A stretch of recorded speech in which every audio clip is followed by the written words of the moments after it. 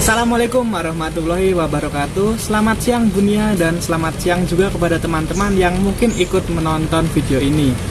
Perkenalkan, nama saya Hegar Satya Rizky dengan NIM 20417144044. Saya berada di kelas Administrasi Publik kelas A, Fakultas Ilmu Sosial Universitas Negeri Yogyakarta semester 4. Oke, pertanyaan yang pertama adalah apa yang dimaknai dengan diskresi? Diskresi sendiri merupakan sebuah kewenangan yang dimiliki oleh seorang pejabat publik atau pegawai pemerintahan untuk melakukan atau mengambil sebuah keputusan yang mendesak untuk mengatasi permasalahan yang sedang terjadi. Namun, diskresi dibatasi oleh norma-norma hukum yang berlaku. Selain norma-norma hukum, diskresi juga dibatasi oleh asas umum pemerintahan yang baik dan norma-norma sosial yang berlaku di masyarakat. Kemudian, mengapa dibutuhkan diskresi? Diskresi dibutuhkan untuk sebagai bentuk pemecahan masalah yang cepat karena belum ada aturan yang berlaku dalam pemecahan masalah tersebut. Jadi dibutuhkannya diskresi itu sebagai pemecahan yang masalah-masalah yang mendadak dan belum ada pemecahan yang berarti dalam undang-undang ataupun peraturan pemerintah dalam menyelesaikan masalah tersebut. Kelemahan dan kelebihan diskresi sendiri, menurut saya kelemahan dan kelebihan diskresi ada pada pengambilan keputusannya. Misalkan, jika terjadi sesuatu yang urgent atau permasalahan yang harus segera diatasi, pengambilan keputusan itu harus benar-benar cepat untuk menyelesaikan masalah tersebut. Dan disitulah peran diskresi dibutuhkan sebagai bentuk pemecahan masalah yang urgent atau yang harus segera diselesaikan.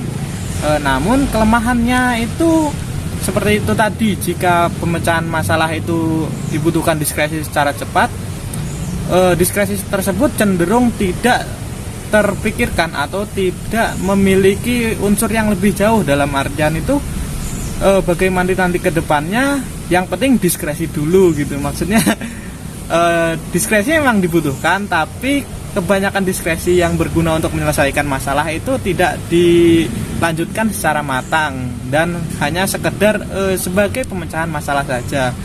Kelemahannya menurut saya seperti itu. Dan untuk kelebihannya ya seperti tadi, kelebihannya adalah sebuah masalah bisa diselesaikan dengan cepat dengan adanya diskresi mendadak oleh seorang pemangku kebijakan, seperti itu. Oke, yang kedua adalah apa yang dimaksud dengan analisis SWOT.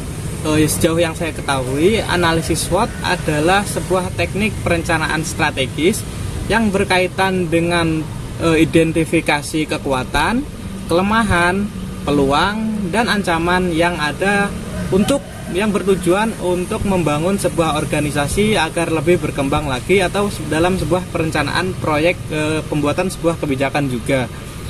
Kemudian yang kedua adalah bagaimana analisis kebijakan dalam analisis SWOT. Analisis SWOT juga bisa digunakan dalam pengambilan keputusan sektor publik, yaitu dengan cara mengidentifikasi kekuatan dalam kebijakan yang harus dibuat. Misalnya, terdapat suatu permasalahan yang harus dilakukan. Dengan analisis SWOT, kita harus mengidentifikasikan kekuatan. Yang pertama itu kekuatan apa dulu yang bisa menahan atau yang bisa menambah kemungkinan keberhasilan pengambilan keputusan tersebut. Dan kedua adalah mengidentifikasi weakness atau kelemahan. Mengidentifikasi kelemahan tersebut berguna agar seorang pemangku kebijakan dapat memprioritaskan kelemahan-kelemahan tersebut untuk segera diselesaikan terlebih dahulu. Karena jika kita berfokus dengan kelemahan yang ada terlebih dahulu, maka akan memudahkan bagaimana kebijakan nanti akan segera bisa dibuat. Setelah kelemahan itu ada opportunities. Opportunities itu yang berarti peluang. Seorang pemangku kebijakan dalam mengambil keputusan harus melihat peluang-peluang yang ada. Peluang-peluang tersebut dapat berarti apa saja yang berfungsi, yang bersifat bisa membantu proses pengambilan keputusan berjalan lebih baik lagi. Dan yang kemudian adalah peluang, threat atau ancaman. Pengambilan keputusan dalam sektor publik perlu mengetahui ancaman-ancaman apa yang ada ke depannya. Dengan mengetahui ancaman-ancaman tersebut, diharapkan seorang pemangku kebijakan dapat mengantisipasi ancaman-ancaman yang mungkin akan terjadi dalam proses pengambilan keputusan seperti itu. Jadi dengan melihat ancaman-ancaman yang ada itu, seorang pemangku kebijakan bisa meminimalisir kemungkinan ancaman di depan dengan melihat ancaman yang ada sebelumnya seperti itu. Kemudian soal nomor 3, bagaimana manajemen konflik dalam pengambilan keputusan. Manajemen konflik sendiri menurut Wirawan tahun 2010, manajemen konflik adalah proses penyusunan strategi konflik yang berguna untuk mengendalikan konflik sehingga menghasilkan resolusi atau menciptakan resolusi sesuai yang kita inginkan. Kemudian manajemen konflik dalam pengambilan keputusan diperlukan dengan cara pertama itu mengidentifikasi masalah. Dalam konflik sendiri adalah merupakan suatu masalah. Jadi suatu pengambilan keputusan dapat dilakukan dengan diawali dengan mengidentifikasi masalah apa yang perlu diselesaikan. Setelah mengidentifikasi masalah, seorang pemangku kebijakan dapat melakukan observasi langsung terhadap masalah tersebut. Dalam observasi tersebut nanti dapat dilihat apa-apa saja yang perlu dilakukan. Yang ketiga atau kemudian itu mengidentifikasi alternatif penyelesaian masalah. Dengan membuat beberapa alternatif, diharapkan sebuah keputusan dapat memiliki lebih banyak penyelesaian masalah seperti itu.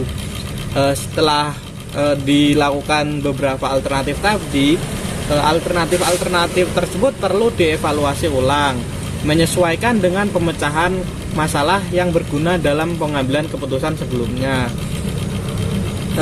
Evaluasi ulang tersebut berguna untuk terus menyesuaikan dalam pengambilan keputusan.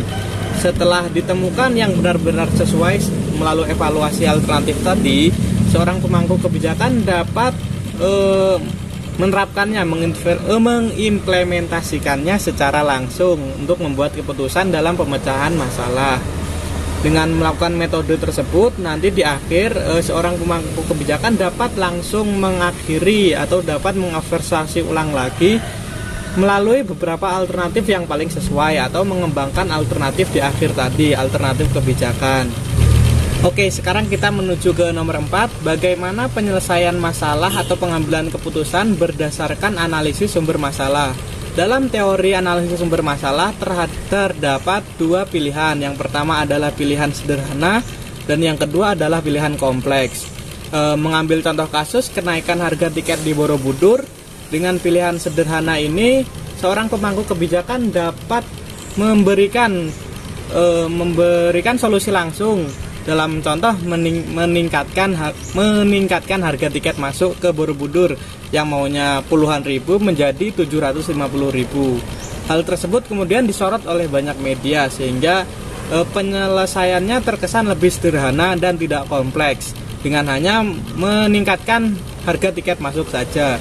Sedangkan melalui analisis sumber masalah yang pilihan kompleks, sebagai contoh kenaikan harga tiket Candi Borobudur tersebut tidak melalui kenaikan harga tiket, melainkan dengan mungkin melakukan berbagai masalah pencegahan, aturan-aturan yang berkaitan dengan pencegahan yang melibatkan berbagai macam stakeholder.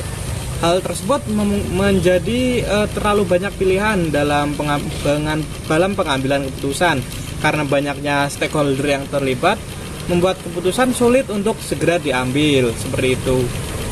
Kesulitan tersebut memang sepenuhnya harus ditanggung oleh seorang pengambil keputusan atau seorang pemangku kebijakan. Karena mengingat kedepannya sebuah masalah itu harus segera diselesaikan, namun harus selalu berkelanjutan, maka pilihan kompleks dapat menjadi pilihan yang lebih bagus karena bersifat kontinuitas atau terus-menerus dapat diterapkan. Berbeda dengan penyelesaian dengan pilihan sederhana tadi, hanya dengan meningkatkan harga tiket masuk itu sebenarnya mungkin sudah mencegah kerusakan di dalam candi.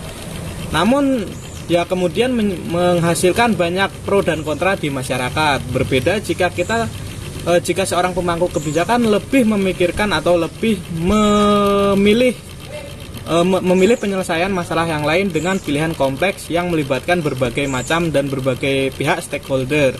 Seperti itu mungkin dari saya.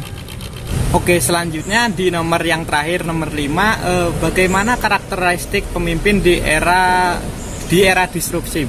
Sejauh pemahaman saya melalui narasumber di kuliah praktis sebelumnya, karakteristik seorang pemimpin yang harus dimiliki di era disruptif antara lain yang pertama adalah memiliki mindset yang kuat dalam menjalankan perubahan atau growth mindset.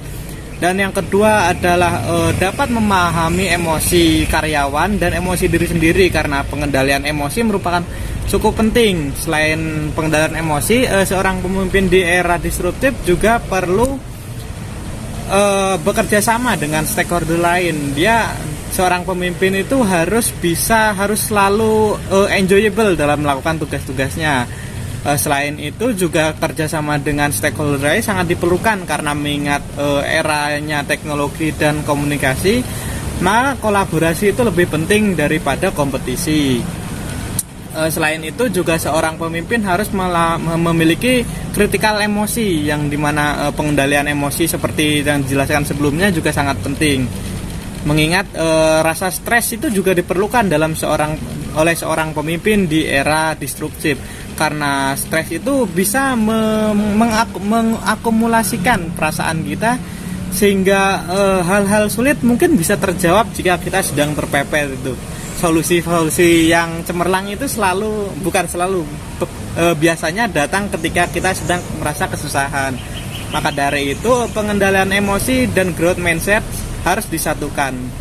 Mengingat era disruptif adalah kolaborasi antar stakeholder, maka semakin banyak kerjasama semakin baik. Peran pengambilan keputusan oleh seorang pemimpin di era disruptif juga sangat-sangat diperlukan ya, karena seperti yang kita tahu, semakin banyak hal yang kita ingin capai, maka akan semakin besar juga tantangan ke depannya. Maka dari itu pengambilan seorang pemimpin harus bisa tegas dalam mengambil keputusannya. Tegas dalam mengambil keputusan tersebut itu dalam artian tidak bertele-tele dan langsung to the point, satset begitu. Kasarnya seperti itu. Kemudian yang terakhir itu bagaimana mengembangkan diri di era disruptif. Pengembangan diri di era disruptif mungkin bisa dilakukan dengan memanfaatkan segala peluang yang ada di sekitar kita, seperti halnya internship atau magang dan lain sebagainya. Karena semakin banyak pilihan yang kita ambil, semakin banyak peluang yang kita ambil, maka akan semakin memperbaiki juga CV kita atau pengalaman kita ke depannya. Mungkin seperti itu jawaban dari saya di nomor terakhir. Oke, baik, sekian dulu jawaban dari saya. Kurang lebihnya saya mohon maaf. Atas waktu dan kesempatannya saya ucapkan terima kasih banyak. Wassalamualaikum warahmatullahi wabarakatuh.